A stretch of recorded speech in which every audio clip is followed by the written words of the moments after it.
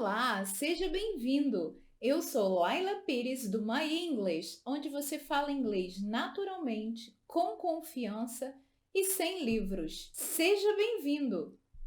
Não há nenhuma novidade que, quando alguém busca aprender inglês, o que a pessoa quer é se expressar naturalmente, com confiança, sem parecer mecanizado, engessado dentro de estruturas prontas. A pessoa quer organizar suas ideias na hora de se expressar, sem parecer uma máquina quando fala. Se você é esse tipo de pessoa, aqui você começa a entender das variações de entonação, como você tem que se portar quando você quer expressar um desejo, uma dúvida, confirmar algo que você já pense ser verdade e ainda aprende como fazer a junção de palavras, coisa que é muito comum no discurso do dia a dia, aquele inglês do mundo real e que não está nos livros. Hoje nós vamos falar sobre algumas palavras que confundem muita gente. E essas palavras, elas causam uma certa confusão porque há nelas uma variação de vogais e consoantes que não corresponde àquilo que nós conhecemos do nosso português. E nem dá para corresponder porque não existe uma equivalência entre inglês e português quando a gente fala de pronúncia. Então fica aqui nesse vídeo, já deixa o seu like, se inscreva no canal para que você não perca nada e ainda aperfeiçoe o seu inglês de graça. Você sabe que o inglês não é uma língua fonética e eu vivo falando isso com você. Se você já conseguiu guardar isso na memória, isso já facilita a sua vida quando você observar uma palavra escrita. Porque você sabe, ela não vai seguir aquele padrão de letras e vogais que a gente está vendo ali. E nesse caso, essas palavras que nós vamos falar aqui hoje são pronunciadas de maneira errada, inclusive por alguns nativos. Não é porque você é nativo em determinado idioma que você tem que saber tudo. Algumas palavras, elas realmente são tricky words, que a gente chama de palavras que causam confusão, que deixam a gente um pouco perdido. Então, para que você não erre mais, vamos passar para a primeira palavra. Olha ela aí na tela. Já viu? Olha a quantidade de letras, vogais, consoantes. Se eu te disser que em inglês essa palavra tem 3 sílabas, você consegue imaginar como falar essa palavra com 3 sílabas? Quando a gente vê uma palavra grande, eu falo sempre isso com os alunos. Isso não existe. Isso é uma forma de facilitar a sua vida para que você chegue à percepção sonora da palavra e consiga pronunciá-la corretamente. Então, quando a gente vê um palavrão assim escrito, essa palavra grande, a gente vai quebrando em pedacinhos até que a gente consiga falar a palavra naturalmente e inteira, sem parar. Então, essa palavra que você está vendo aí é vegetable. Vegetable. E aí, se fica difícil para você falar, eu falei que ela tem 3 sílabas. Vegetable. Vegetable. Primeiro a gente fala devagar. Vegetable. Vegetable. Vegetais. E aí, vou te fazer uma pergunta. Do you like vegetables? Você gosta de vegetais? Ou então, a gente pode fazer uma frase. Eu gosto muito de vegetais. I'm very keen on vegetables. I'm very keen on vegetables. Essa expressão keen on é gostar muito de algo. I'm keen on vegetables. Então treina essa palavra, ela tem 3 sílabas. Vegetable. Vegetable. A palavra 2 também é uma palavra grande. E ela também tem 3 sílabas. Você sabe que em inglês a quantidade de sílabas ela é feita pela quantidade de vezes que a gente abre a boca para falar a palavra. Então aqui, na verdade, essa segunda sílaba que você está vendo, fur, nós não vamos pronunciar. É comfortable. Você só escuta o F e do F eu passo direto pro T. Comfortable. Comfortable. Confortável. Comfortable. Preste atenção, porque eu não falo com, eu falo can. A vogal O, ela é reduzida ao som do schwa. Comfortable. E se você não sabe o que é o schwa, depois você chega aqui no vídeo e você vai ficar sabendo. Comfortable. Exemplo em frase. She'd always felt comfortable around him. ela sempre se sentiu confortável com ele ao seu redor. Comfortable. Então, olha, preste atenção que essas duas palavras eu escuto muita gente pronunciando errado, principalmente o povo do intermediário e avançado. Vegetable, comfortable. Agora, olha essa palavra, photograph. Photograph. A sílaba tônica é a primeira, photograph. Essa palavra é a palavra foto, fotografia. Nós temos palavras que derivam dessa palavra, photograph. E qual é o ponto? Muita gente acha que a sílaba tônica vai se manter na primeira, photograph, se eu mudar essa palavra. E, por exemplo, a palavra photograph, que é foto, eu posso transformar em fotógrafo, posso transformar em fotográfico. E essa palavra vai mudar um pouco a stress syllable. E se eu quiser dizer fotográfico? Olha para onde vai a sílaba tônica. Photographic. Photographic. E se ainda eu colocar um Y no final de photograph? Olha como muda. Photography. Photograph, photography. Então, presta atenção, volta nessas palavras para que você fale cada uma delas corretamente. Photograph, photographic, photography. Chegamos agora em duas palavras que muita gente, por preguiça de fazer o som certo, pronuncia de maneira igual. Olha aí. Você sabe que existe uma diferença grande na pronúncia dessas palavras. Então, primeiro, vamos entender como fazer essa transposição para falar corretamente e diferenciar word de world. E aqui, primeiro, na hora de falar word, você já sabe que o O é reduzido ao som do schwa. Ele vira a. É um som relaxado, a gente não tensiona o maxilar para falar a. Word. E também sabe que o R em inglês é sempre enrolado, ele tem essa força, faz as cordas vocais vibrarem. Word. E a gente para no D. Esse D, ele quase não tem sonoridade. A palavra word tem uma sílaba só, porque eu abro a boca uma vez só. Word. Agora, a palavra mundo tem um L aí. Esse L é um L diferenciado. Não é o nosso L comum que nós estamos acostumados a pronunciar em português. Em português, as nossas palavras com L, e aí você fala, ó, luz, leve, limão. Percebe que o L, ele encosta no dente superior. Leve, limão. Esse outro L do inglês, porque também nós temos o L parecido com o do português, que é quando nós falamos a palavra light, leader. Esse é o light L. É o L leve, que a gente não se esforça. Mas o L de world, ele não é um L que vem aqui para frente. Ele não é um L que encosta aqui no dente superior. Esse L é como se a gente engolisse. Ao invés de trazer a língua para frente, ela vai para trás, como se nós quiséssemos engolir algo.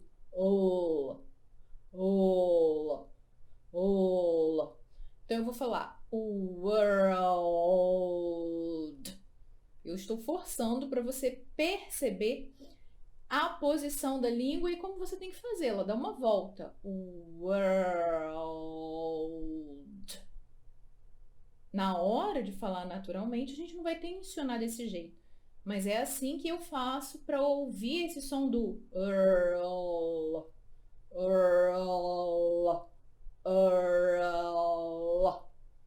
Esse é o som de world. E aí, para te ajudar, existem duas palavras que você já pronuncia e pronuncia facilmente em inglês. Por exemplo, o verbo to be no passado para as pessoas do plural é were. E o adjetivo usado para coisas que são velhas, antigas, é old. Então eu sei pronunciar, minha língua consegue fazer were old. Were old. O que eu faço? Eu junto essas duas palavras para falar world. World, world. Presta atenção. Não tem senso were e old para dar ligação a world, nem em termos gramaticais e nem em termos fonéticos. Isso é para te ajudar a perceber os sons. Então, a diferença entre word e world é essa. Lembra que é o dark L que você precisa aqui. E se você não sabe como fazer o dark L e em outras palavras que ele aparece, também tem um vídeo sobre isso. É só clicar aqui se você estiver interessado. Vamos fazer uma frase com essas duas palavras juntas? There are a lot of words in my world.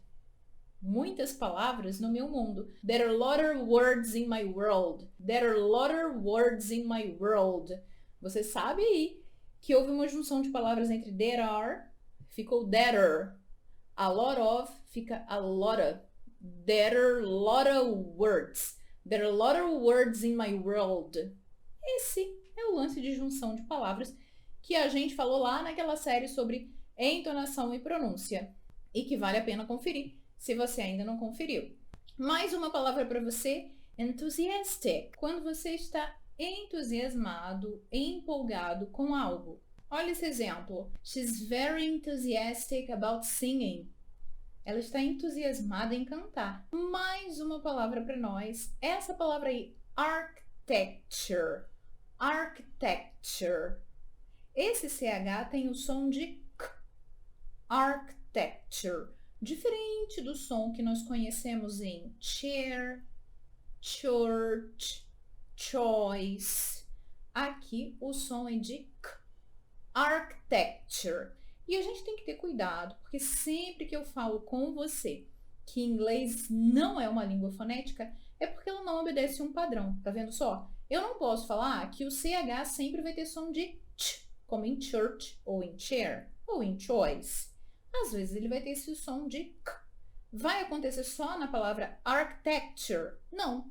A gente tem esse som de k em choir, que é coral, várias pessoas cantando ao mesmo tempo, choir, e também na palavra stomach, ou então na palavra ache. Architecture, architecture, arquitetura. So, it's a mix of architecture, old and new. É uma mistura de arquitetura, velho e novo. Architecture, choir, stomach, ache. E pronto, chegou uma palavra que essa daqui dá pano para manga. Essa palavra nós dizemos jewelry, jewelry, joias. E aí, na verdade, a gente tem duas formas de ouvir essa palavra. Você pode ouvir dessa forma mais rápida que eu disse, juntando algumas sílabas, jewelry, jewelry, ou jewelry. Então vamos treinar. Jewelry, jewelry, jewelry. Esse L, ele não vai ser falado tão lentamente. Ele vai ter uma velocidade aí para se juntar com a sílaba final. Jewelry, jewelry. Eu te falei que lentamente você escuta jewelry, mas a palavra toda é jewelry, jewelry. Então, exemplo em frase: I have a lot of jewelry. Eu tenho muitas joias. E aqui a gente abre um parêntese para uma informação nova. A palavra jewelry é uma uncountable word in English.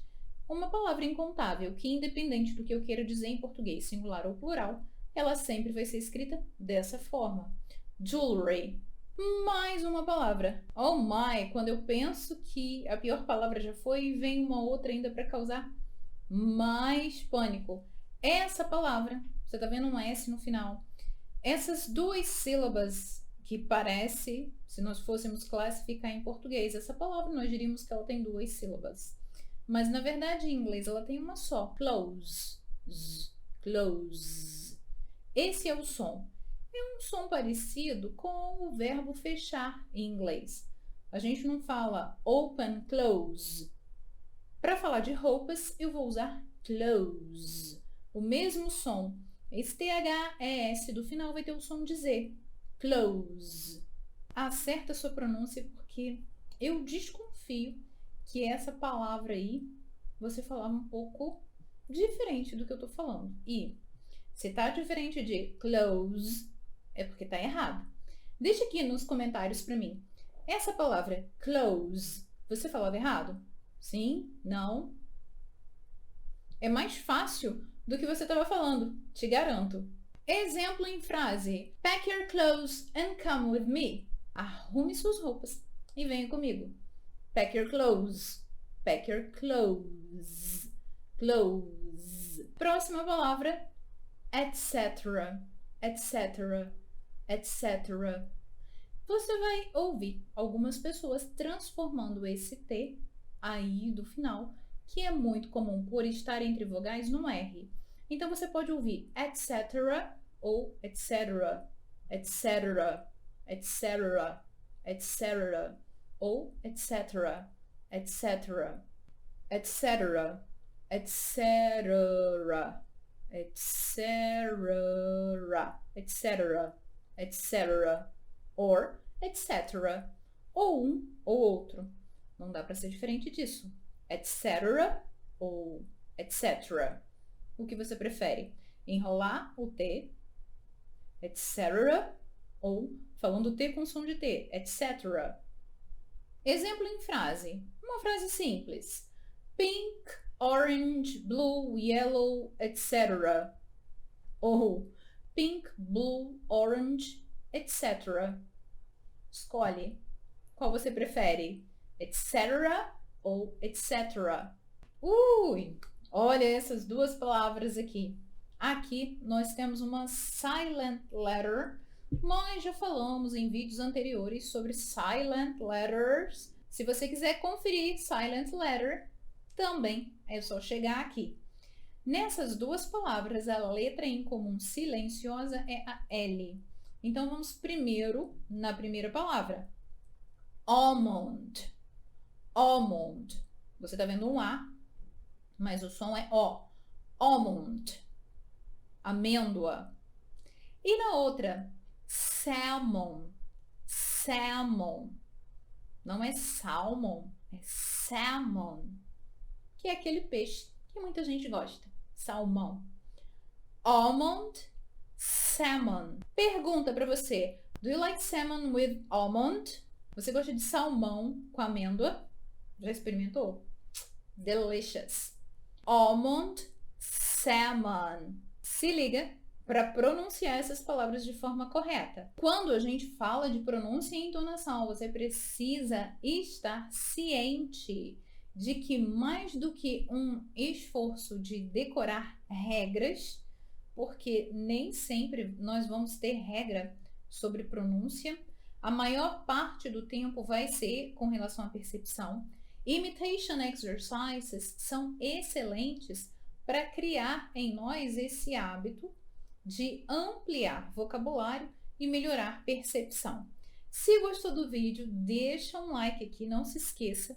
Deixa também um comentário, compartilha esse vídeo com um amigo, porque eu tenho certeza que vai ajudar muita gente e pelo menos uma palavra desse vídeo seu amigo pronuncia errado. Então deixa ele ficar sabendo o que tem aqui. See ya!